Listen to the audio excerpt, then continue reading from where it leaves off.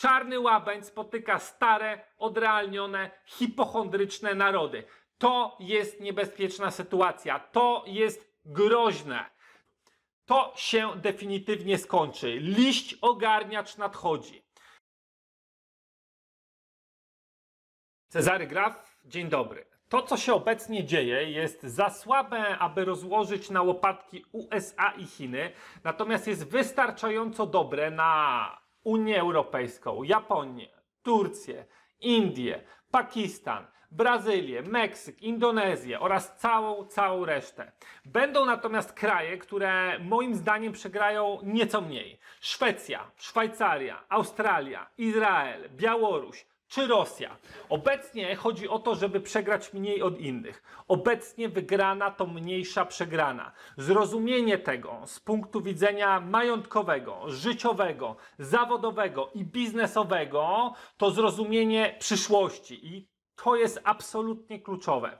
Aby obecnie pomnożyć pieniądze oraz sensownie przetrwać, trzeba zrozumieć, co się dzieje, w co jest gra. Jest to kluczowe z punktu widzenia indywidualnych spraw majątkowych. Tak jak wcześniej nie było możliwe podejmowanie właściwych decyzji życiowych i majątkowych bez określenia, czy wystąpi kryzys oraz kiedy wystąpi kryzys, tak i obecnie nie jest możliwe podjęcie właściwych decyzji bez określenia konkretnego podłoża obecnego kryzysu, jego zasięgu terytorialnego i czasowego. Zastanówmy się zatem, o co w tym wszystkim tak naprawdę chodzi. Jak powszechnie wiadomo, prezydent Chin Xi oraz jego otoczenie spotykał się regularnie przez ostatnie 2 lata z prezydentem USA Donaldem Trumpem i jego otoczeniem w ramach toczących się negocjacji handlowych, szukania nowego dealu. Różne można mieć zdania o politykach, ale zarówno Chiny, jak i USA to merytokracje. Czym jest merytokracja? Często mówiłem na tym i na innych kanałach YouTube. Zarówno po stronie amerykańskiej, jak i chińskiej mamy do czynienia z panami, którym zostało 10-20 lat życia. Finansowo osiągnęli to, co było do osiągnięcia możliwe. Życiowo często także. Ale należy pamiętać, że mają oni dzieci i wnuki, posiadłości oraz całe swoje życia osobiste w Chinach lub w USA. Wypalenie tego III wojną światową nie leży w ich interesie. Spójrzmy prawdzie w oczy. Upadek cywilizacji, a w konsekwencji zakończenie życia na Ziemi nie leży w niczyim interesie. Mogli oni zatem dojść do prostego wniosku, prostej konkluzji, że nie da się zredefiniować amerykańsko-chińskiego układu w ten sposób, aby obie strony były zadowolone. Tort amerykańsko-chiński jest po prostu za mały i trzeba upiec większy albo gwizdnąć cudzy, bowiem z pustego i Salomon nie naleje. W tym przypadku upiec jest trudno, gwizdnąć przy użyciu sprytu natomiast da się. A są to ludzie rozumiejący biznes, ludzie inteligentni, ludzie nieposiadający mentalności kibiców piłkarskich zwaśnionych drużyn, obrażonych kucharek czy bab z targu, czy komentatorów skaczących sobie do gardeł w internecie. To jest inny poziom. Zatem moim zdaniem, gdy kurz opadnie, świat będzie znowu dwubiegunowy, tak jak przed 1990 rokiem. Z tym, że nie amerykańsko-sowiecki, tylko dla odmiany amerykańsko-chiński. O tym scenariuszu pisałem w roku 2016 w artykule pod tytułem Przyszłość USA, Chin, Rosji i Unii Europejskiej w 8 punktach. Z każdym kolejnym rokiem prognozy zawarte w tym artykule sprawdzają się jedna po drugiej. Należy zapoznać się z tym artykułem i wziąć sobie do serca to, co tam jest napisane. Trwa więc superkryzys i trwa idiokracja. Chińczycy i Amerykanie przy pomocy danych płynących z wewnątrz głównych platform społecznościowych, będących ich własnością, z całą pewnością w sposób naukowy i niepodważalny doszli do wniosku, że społeczeństwa w 2020 roku mają totalny kisiel w głowach. bez dostępu do danych płynących ze środka Facebooka, Messengera, Instagrama, Tindera, TikToka, Baidu, WeChata, Weibo i innych pozostałych platform, w sposób empiryczny, naoczny można samodzielnie stwierdzić to samo, jeżeli ktoś, rzecz jasna, umie patrzeć na rzeczywistość taką, jaka ona jest. Bez iluzji i bez różowych okularów. Idiokracja spotkała superkryzys. Taka oto mieszanka. Liściogarniacz superkryzysu jest bardzo potrzebny także Amerykanom i Chińczykom. Resztę także otrzeźwi i będą oni lepszym trofeum. Ludzie starzy bądź dotknięci ciężką postacią cyfrozy są obciążeniem, są pasywem. Zastanówmy się chwilę nad mniej moim zdaniem prawdopodobnymi i w gruncie rzeczy bardziej niebezpiecznymi dla świata scenariuszami obecnych wydarzeń, tego co się dzieje. Koronawirus jako cios w wojnie amerykańsko-chińskiej, jako wymiana uderzenia. Z praktycznego punktu widzenia w tym scenariuszu nie miałoby znaczenia, kto tym razem uderzył, kto zadał ten cios. Każdy kolejny cios w tej wojnie potencjalnie może być coraz bardziej śmiercionośny, a finalnie może się to zakończyć upadkiem cywilizacji. Upadek cywilizacji w świecie pełnym pracujących reaktorów atomowych i innych poważnych zabawek poskutkowałby zakończeniem życia na Ziemi. Eskalacja konfliktu poprzez wymianę coraz potężniejszych ciosów jest szczególnie niebezpieczna, gdy wojujące strony mają silne zasoby technologiczne, organizacyjne oraz zapewne determinację. Co ciekawe, wszechświat jest ogromny, a o dziwo nie słyszymy sygnałów płynących z innych planet.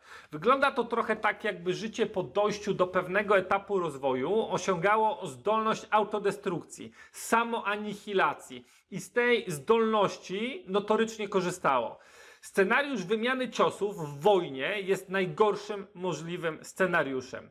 No i scenariusz, że samo się zrobiło, samo się wydarzyło, czyli niedogotowany nietoperz, brak higieny, losowa mutacja, przypadek. Oczywiście tak też mogło być. Epidemie są z nami od zarania dziejów. Praktycznie w każdej dekadzie od zarania cywilizacji miała miejsce na świecie mniejsza lub większa epidemia. Wybuchały one przypadkowo i naturalnie, tak też wygasały. Owszem, w ostatnich dziesięcioleciach częściej wybuchały w Afryce i w Azji niż w Europie czy Ameryce. Ze względu prawdopodobnie na większe skupiska ludzi, gorszą higienę, większe niedożywienie. Dawniej jednak epidemie także regularnie nawiedzały Zachód. Trzeba o tym pamiętać. Niektóre z nich były bardzo śmiercionośne, inne bardziej łagodne, ale od zawsze epidemie były. I w tym scenariuszu naturalnie powstała epidemia spotyka się z dwiema rzeczami, które nigdy wcześniej nie istniały. Mianowicie z potwornym zadłużeniem świata na poziomie państwowym, firmowym i osobistym oraz z cyfrozą. Cyfroza z jednej strony napędza wszelkie paranoje, z drugiej strony konsekwentnie oducza ludzi krytycznego myślenia i skutecznego rozwiązywania swoich problemów. Scenariusz ten jest przerażający, ponieważ sytuacja może szybko wymknąć się spod kontroli. W tym scenariuszu choróbsko spotyka skomplikowany, zadłużony system wypełniony niemyślącymi ludźmi. Czarny łabędź spotyka stare, odrealnione, hipochondryczne narody.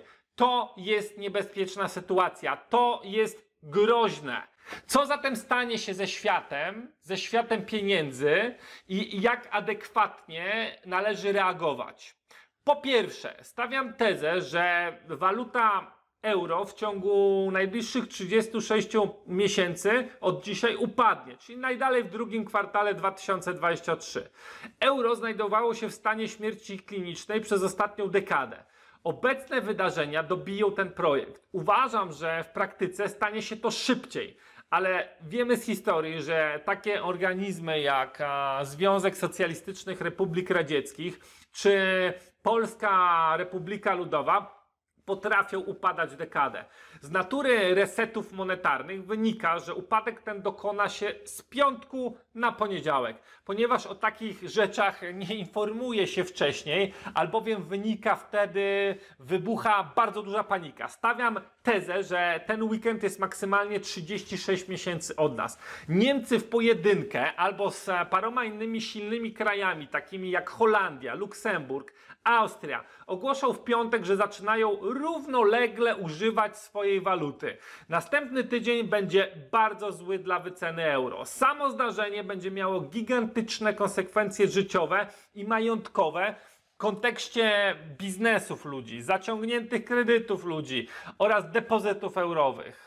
Nastąpią także silne, wtórne wstrząsy tego zdarzenia. Moim zdaniem euro należy używać obecnie tylko wtedy, kiedy nie ma innej opcji. Po drugie, miejsce waluty numer 2 w systemie globalnym, monetarnym zajmie po euro, na miejscu euro juan chiński. Obecnie Europa i euro z wielu powodów nie zasługują na bycie walutą numer 2 w światowym handlu. Dolar i juan podzielą między siebie świat. Waluty lokalne natomiast będą służyły do małych transakcji życia codziennego i w przeciągu najbliższych 36 miesięcy będą osłabiać się moim zdaniem w stosunku do dolara i juana. Po trzecie, złoto będzie drożało.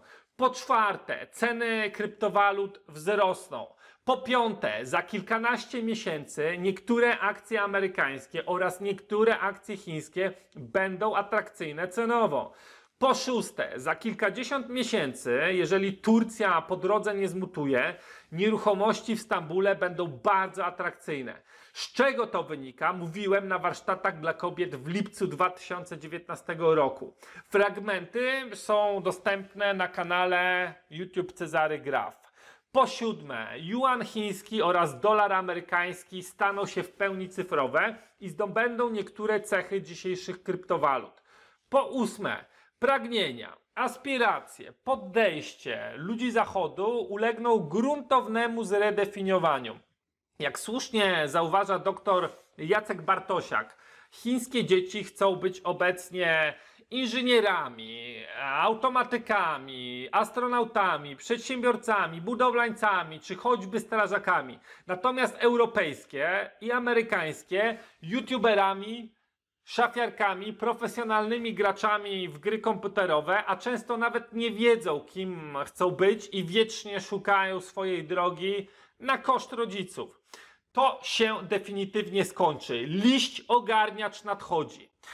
Po dziewiąte, nastąpią gigantyczne wstrząsy wtórne wynikające z obecnych wydarzeń, czyli kolejne drastyczne wydarzenia. System był delikatny, system był jak piramida z kieliszków.